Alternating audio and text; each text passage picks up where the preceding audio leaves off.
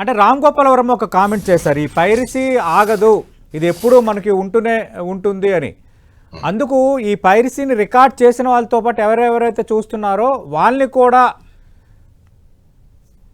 వాళ్ళ పైన కూడా అంటే వాళ్ళ పైన కూడా దృష్టి పెడితే తప్ప దీన్ని ఆపలేమంటున్నారు. దీనిపై మీ కామెంట్ ఏంటి? అంటే ఏమవుతుందంటే దీన్ని ఎడ్యుకేషన్ అంటాం మనం. ఈ విధంగా ఎడ్యుకేషన్. ఫర్ ఎగ్జాంపుల్ మీరు చూస్తే బెట్టింగ్ యాప్స్ ఉన్నాయి. బెట్టింగ్ యాప్స్ కూడా అది బెట్టింగ్ అన్నది చట్టానికి వ్యతిరేకం. దాన్ని ప్రమోట్ చేసిన వాళ్ళు చాలా మంది ఉన్నారు.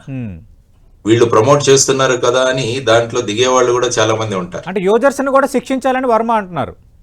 అంటే ఏంటంటే ఇప్పుడు ఫర్ ఎగ్జాంపుల్ కొత్తగా వచ్చిన యాంటీ కరప్షన్ యాక్ట్ లో ఎలా ఉందంటే లంచం తీసుకునేవాడు లంచం ఇచ్చేవాడు ఇద్దరు కూడా చట్టానికి వాళ్ళిద్దరు కూడా అతిక్రమిస్తున్నారు, వారిద్దరి మీద చర్యలు ఉండాలన్నది కొత్త చట్టంలో వచ్చిన మార్పు. కాబట్టి ఇప్పుడు వారు రామ్ గోపాల్ వర్మ గారు అంటున్న దాంట్లో అంటే చూసే వాళ్లకు ఇది చట్టానికి వ్యతిరేకమని వాళ్ళకి నాలెడ్జ్ ఉండాలి. అంటే ముందు ఇది పైరసీ అన్నది ఉంటుంది, కాపీరైట్ వైలేషన్ ఉంటుంది, ఐటీ యాక్ట్ వైలేషన్ ఉంటుందన్న ఆ మినిమం నాలెడ్జ్ అన్నది వీళ్ళకి ఇవ్వాల్సిన అవసరం ప్రభుత్వం మీద ఉంది. అంటే తెలిసిన తరువాత కూడా చట్టాన్ని ఉల్లంఘిస్తే అది వేరే ప్రశ్న.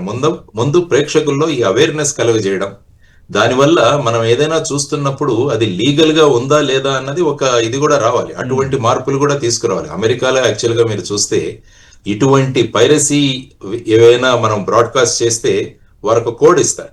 ఆ కోడ్ లేకుంటే అది పైరేటెడ్ అని చెప్పి మనం తెలుసుకోవచ్చు అనమాట. సో అటువంటి జనరల్ అవేర్నెస్ అన్నది కూడా ప్రజలకు కలగజేయడం అన్నది చాలా అవసరం.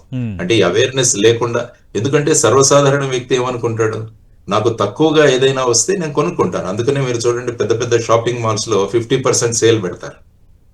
అంటే ఒక రకంగా ప్రజలను ఆకర్షించడానికి, అంటే తక్కువ ఖర్చులో మేము అదే వస్తువులు ఇస్తాము. అంటే జనరల్ గా పబ్లిక్ టెండెన్సీ అదే కదా, నేను కష్టపడి సంపాదించుకున్న డబ్బును నేను ఆదా చేయాలి, తక్కువ ఖర్చుతో నేను నాకు కావాల్సినవి తీసుకురావాలన్నది హ్యూమన్ సైకాలజీ.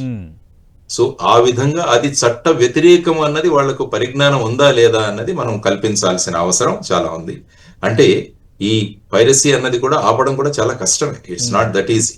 అందుకని నేను ఇంతకుముందు చెప్పినట్టు సౌత్ కొరియా కావచ్చు, జపాన్ కావచ్చు, అమెరికా కావచ్చు, వీటన్నిటిలో ఈ విధమైన పైరసీకి గురై వాళ్ళు సమగ్రమైన డిజిటల్ మానిటరింగ్ వ్యవస్థలను వాళ్ళు తీసుకొచ్చారు. తర్వాత ఇంటర్నెట్ సర్వీస్ ప్రొవైడర్స్ తో రియల్ టైం కోఆర్డినేషన్ కూడా వాళ్ళు ఏర్పాటు చేస్తున్నారు.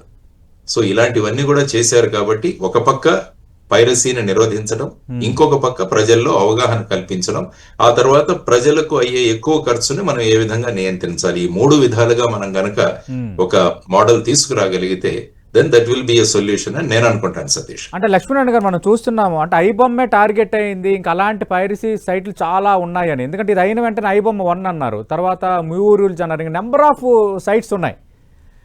రెండోది ఈయన వాళ్ళ టీం మెంబర్లు దొరకకుండా వ్యూహాత్మకంగానే ఈయన లొంగిపోయాడు అన్న చర్చ కూడా ఒకవైపు సాగుతోంది. అంటే ఇన్వెస్టిగేషన్ కొనసాగుతోంది కదా, ఇతన్ని కస్టడీలోకి తీసుకున్నారు, ఇతన్ని ప్రశ్నిస్తారు, ఇతని ద్వారా వచ్చే సమాచారంలో ఇంకా ఎవరెవరు దీంట్లో ఇన్వాల్వ్ అయ్యి ఉన్నారు అన్నది కూడా వారు బయటికి తీసుకొస్తారు.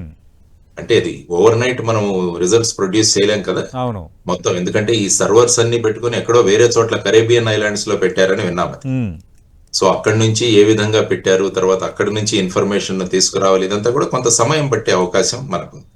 సో ఆ విధంగా చూస్తూ వీరితో పాటు ఇంకా ఎవరైనా పైరసీ చేస్తున్న వాళ్ళ మీద కూడా చర్యలు ఖచ్చితంగా తీసుకుంటారు. ఎందుకంటే చట్టానికి వ్యతిరేకం కాబట్టి. చట్టంలో పైరసీ అన్నది చెయ్యొచ్చు అంటే అది చట్ట వ్యతిరేకం కాదు, కానీ చట్టంలో స్పష్టంగా copyright act violation, IT act violations ఉన్నాయి కాబట్టి అది నేరం. కాబట్టి నేరం చేసిన వాళ్ళు ఐబొమ్మ రవికి పడే శిక్ష ఏంటి సార్? ఇప్పుడు ఈ సెక్షన్స్ అట్రిబ్యూట్ అయితే అవుతున్నాయి కాబట్టి సాధారణంగా ఐ థింక్ ఇవన్నీ కూడా 7 సంవత్సరాల కన్నా తక్కువ శిక్ష అనుకుంటా. నాకు స్పెసిఫిక్ గా సెక్షన్స్ చూడాలి, ఎందుకంటే ఐటీ యాక్ట్ లో కూడా మాక్సిమం 3 years 5 years ఆ విధమైన శిక్షలు ఉంటాయి. సో కాపీరైట్ యాక్ట్ లో కూడా అలాగే ఉంటుంది. కానీ ఏంటంటే దీని వల్ల వచ్చే నష్టం ఎంత ఉంటుందంటే సుమారుగా అంచనా వేసి ఐ థింక్ సుమారుగా 7,000 కోట్ల దాకా నష్టం అని చెప్పారు. అంటే సినీ నిర్మాతలు కావచ్చు, ఓటీటీ కావచ్చు, ఆ తర్వాత మిగతా ప్లాట్ఫామ్ కావచ్చు, ఇవన్నీ కలిపి సుమారుగా అంత నష్టం వాటిల్ని ఉండవచ్చు అన్నది ప్రాథమిక అంచనా.